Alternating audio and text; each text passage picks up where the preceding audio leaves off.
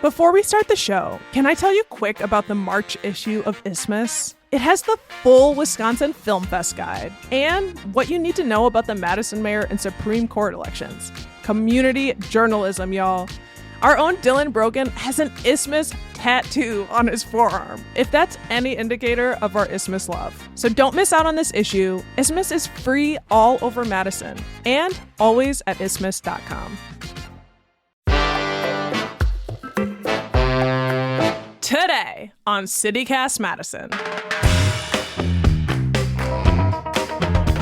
Local city government has a huge impact on your day-to-day, like how you get around, what kinds of buildings get built, and policing in your neighborhood. The mayor sets priorities for the city, where we focus our time, attention, and resources. There's a race for Madison mayor, and today we're speaking to challenger Gloria Reyes. Reyes is a former MPD officer, former president of the Madison School Board, and was a deputy mayor under former Madison Mayor Paul Soglin. She's centering her personal experience and deep community ties in her bid to be Madison's next leader. It's Tuesday, March 7th. I'm Bianca Martin, and here's what Madison's talking about. Gloria, hello. Hello, Bianca. Thank you so much for having me on the show today. Well, thank you for joining us. It's a big election coming up, and so let's get into it. What is the biggest challenge currently facing Madison? Yeah, that's a great question. You know, I've been out in community talking to residents for the past several months, and there's a couple real challenges. It's housing and public safety, but everything is so intertwined. So it's really hard to really think about just like two or three issues, right? It is, when you talk about housing, it's all about economic development, right? And then, you know, if you don't have the basic needs met for our communities, then you have public safety issues. So it really is hard to answer that question because so many of these issues are intertwined. But I think housing and public safety have been on the forefront. But then also when you look at the root issues, like I said, it is economic development, transportation equity, public schools. And so they're all intertwined. Yes, definitely. So why should voters elect you mayor in April? You know, I've been drafted to run for mayor, and up until like 2 years ago, people had started to ask me to consider running. I stepped in this race because I care about the residents of this city. Madison raised me. I grew up in the city. And so I'm a daughter of migrant farm workers who came to Madison during the 70s and fighting for better wages and living conditions for hardworking migrant farm workers across Wisconsin. And they marched here to Madison and fell in love with Madison. And that's where it all started.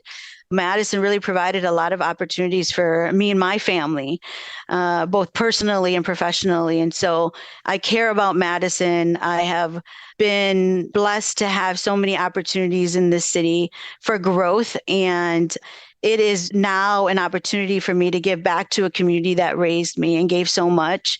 Given the experience that I have today, I really do feel we need a strong leader who's going to lead City Madison forward and with dealing with all these complex issues. And I'm the person to do that. Madison prepared me to step up today and lead.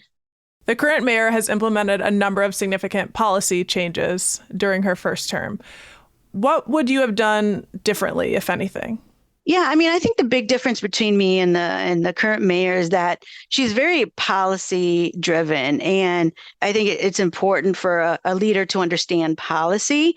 That's her experience, serving on the city council, working on the mayor's, I think it was a mayor's initiative, and guiding mayors across the country. But it really is a big difference on implementation and how to lead a city through the day-to-day operations of government and out in community. And so I think that as mayor for the past 4 years, what I would have done is really understand and have the experience to not only implement policies, but also bring people along and engage the residents to ensure that we are implementing policies that do not have unintended consequences for our community.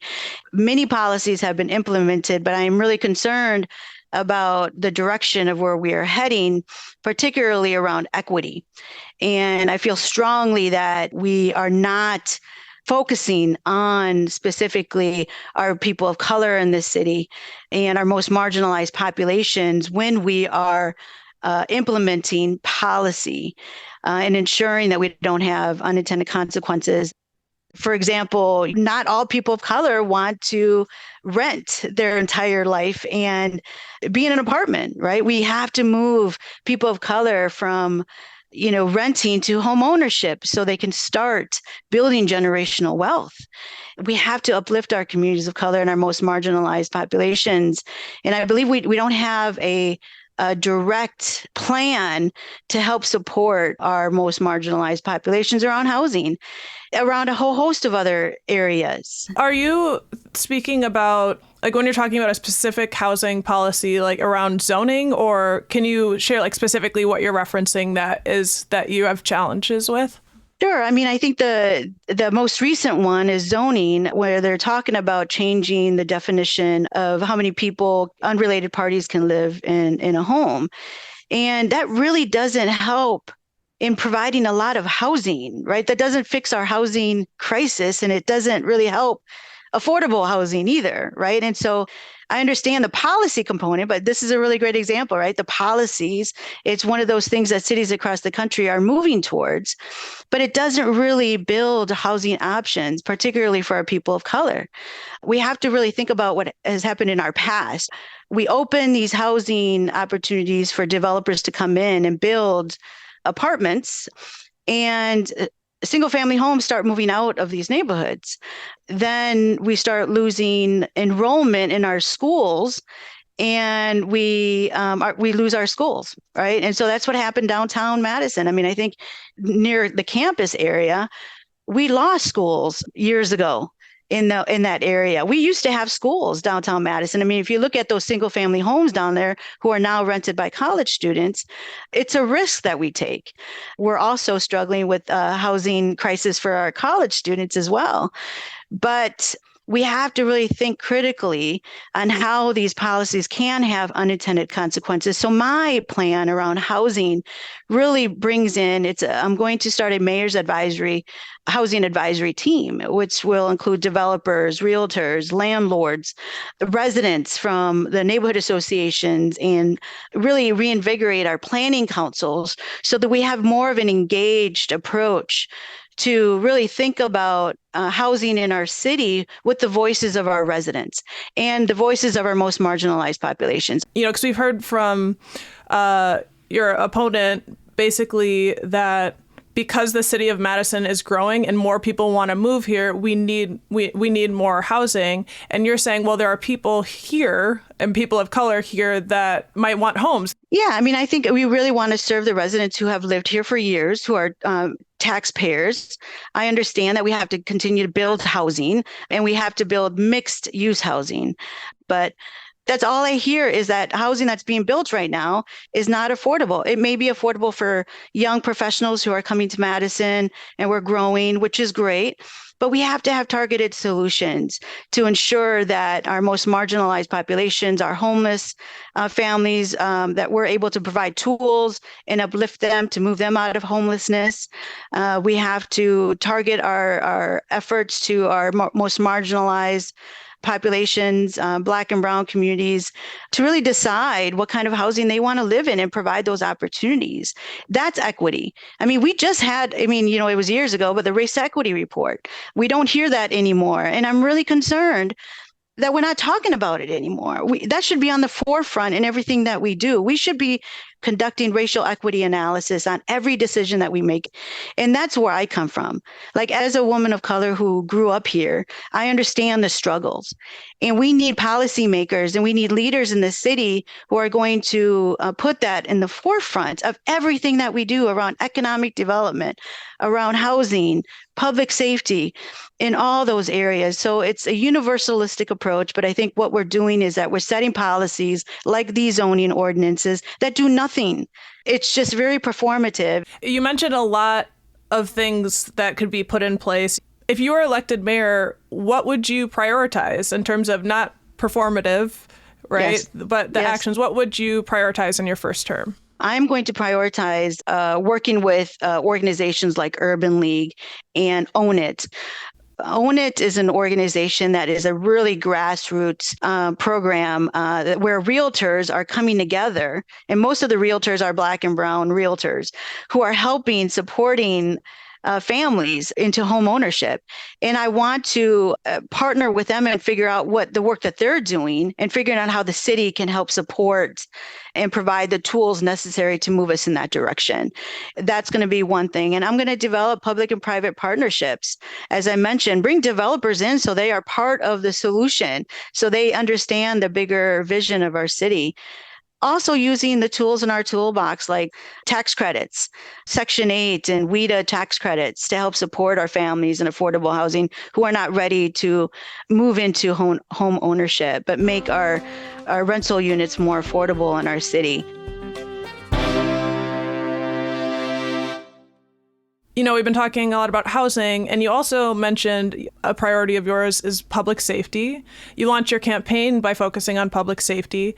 Is that an issue that you feel is not being addressed by current city leadership? Yes, definitely. I mean, I want safe and healthy neighborhoods. I believe there are current trends that are occurring right now that we have to pay attention to that could impact the future of our city.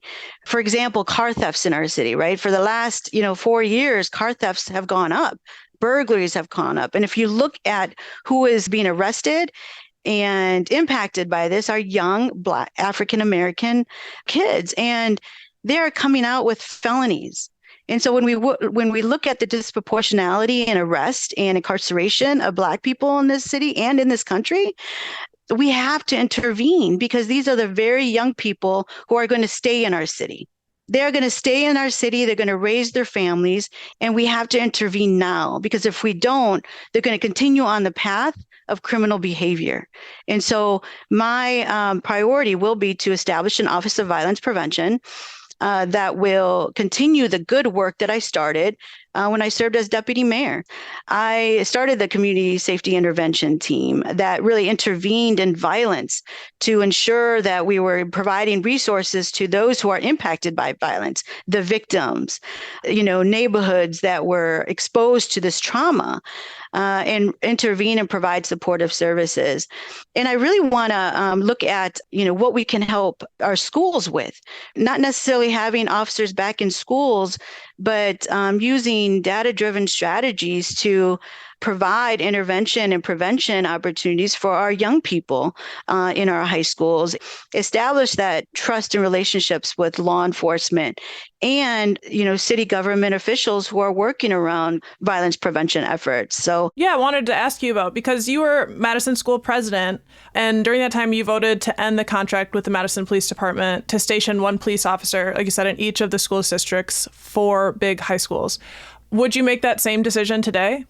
So, I mean, I think back in the day when that occurred, that occurred after the social unrest of George Floyd's murder. It was horrific. I mean, we saw the murder of a Black man on TV by a white police officer. It was during a pandemic. Schools were closed. And so it was a very difficult decision for me to make because I did support officers in schools. I know firsthand the relationships and trust they were able to build and prevent kids from going to jail on a day-to-day basis. And they were able to intervene. So I saw value in them. But everything changed. I had protesters come to my house. I went out and engaged with them in my pajamas, by the way, and engaged with them and listened. That's what leaders do, right? They listen, and people were pissed off, and I understand why. And so it was at that time, what leaders do is they really reflect, move aside their personal, professional beliefs on a certain issue and do what's best for the city at that moment in time. And that's what I did. And I think at this point in time, as mayor, I will continue to ensure that law enforcement have some sort of relationship with our schools. I don't think we'll ever go back to having officers in schools, but I do want that relationships and trust that they had when they were in schools. When an officer responds to a school for an incident, I want to have them have some relationship with our students. And me as mayor, I won't have direct jurisdiction over the school district, but I do have some authority over the Madison Police Department and our community to find some solutions to ensure that we are not causing harm and we're not, moving our kids into the criminal justice system, but instead making sure that they're safe and intervening when we have to. But yeah, and I mean, you are a former police officer and detective. Do you have the support of the Madison Police Department in this race? I'm not sure. As far as the formal endorsement, I don't have that right now. Is that something you're seeking? I am seeking an endorsement from the Madison Police Department. I believe that we can support our police officers and getting them the tools that they need so they can be successful in our community and keeping our community safe. But I'm also very, very much supportive of community-based approaches to violence in our community. And that's what I did as deputy mayor. That's what I did as a police officer. That's what I did as a school board president. And so I will continue to move that direction. And that's why the Office of Violence Prevention is so important, because these community-based violence intervention strategies need to all work together. It is about working tightly with our schools, working with our police department, and having those community-based intervention strategies. There's so much passion and thought. I know. I just want to take it in. These mayoral races are more expensive than ever. Do you worry about the cost it takes to run for office? I do worry about that. I mean, I think, that's why when I ran my school board race, I was the underdog the whole race. I ran against an incumbent. She was a really good incumbent. I just felt that there was a missing voice on the school board that I could fill. And so I was the underdog the whole time. And so I didn't raise as much. And so after I won that election, I started a group called Adelante. Adelante means forward. And Adelante really was a political action group to help support people of color to run for political office, right? Recruit and train and provide support for our communities of color, because we know that people in our communities just don't have the financial ability and those connections and networks to raise money. And so we really wanted to be that. And so we have been successful for the last several years in getting people of color elected to the school board, to Dane County Board, to city council. I understand that challenge, and it's a challenge here in this race. I have not raised as much as the incumbent, but I have the experience.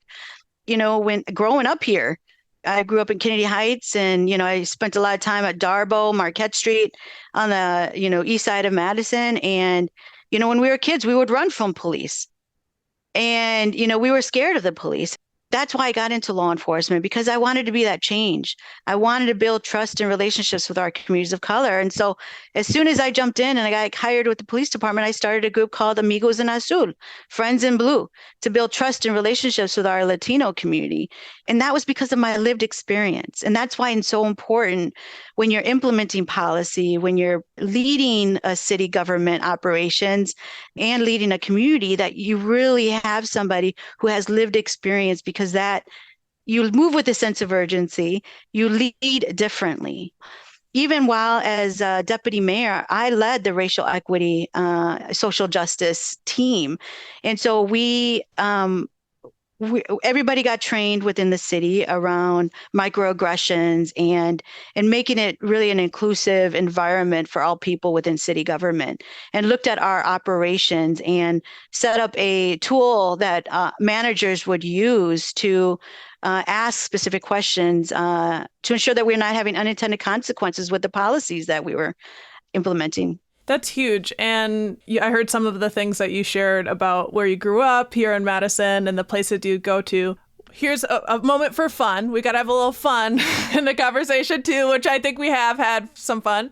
But what is your favorite, or what is one of your favorite things to do in Madison for fun? So I love Dane dances in the summer.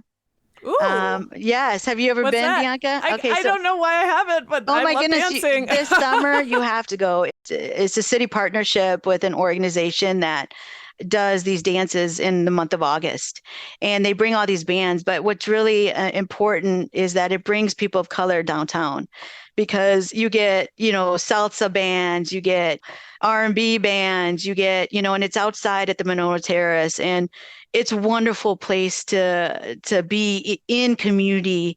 And because I grew up here, I run into old high school friends, old college friends. And so it really is a community event.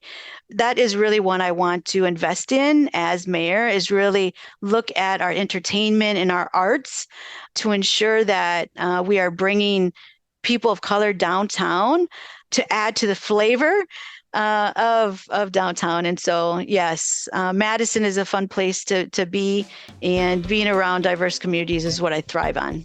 Gloria, thank you so much for joining us on CityCast Madison. Great. Thank you so much, Bianca. Gloria Reyes is running for mayor of Madison. The election is Tuesday, April 4th. You can also catch our interview with current mayor Satya Rhodes Conway on our podcast feed. And here's what else Madison's talking about. Don't these sunny days always feel like spring's just around the corner? Well, if you're itching to start your garden, and that itch isn't just an early run-in with a stinging nettle, you can get free seeds at the Madison Public Library. They're available at the Goodman South branch, the Lakeview branch on the north side, Pinney Library on the east side, and the Sequoia and Meadow Ridge branches on the west side. God, I love stinging nettles. Total side note, but one of the first green plants to return after winter. Really good in your tea, too. And hey, here's a little trivia. The Madison Fire Department has been around since the 1860s. If you had to guess, what year was it when they got their first female firefighter? Come on, give her a guess. It was more than a century later. The first 8 women graduated the Madison Fire Recruit Academy in 1980, and there's a new documentary that tells their story. It's called In Her Boots, and it's premiering at Madison College tomorrow night, in honor of International Women's Day. Who runs the world? That's Wednesday, March 8th. We'll throw a link in the show notes with the deets. That's all for today, here on CityCast Madison. I'm Bianca Martin. If you enjoyed the show, why not tell someone who loves dancing to the beats at Dane Dances about us? We'll be back tomorrow morning with more stories from around the city. Until then, may the force be with you.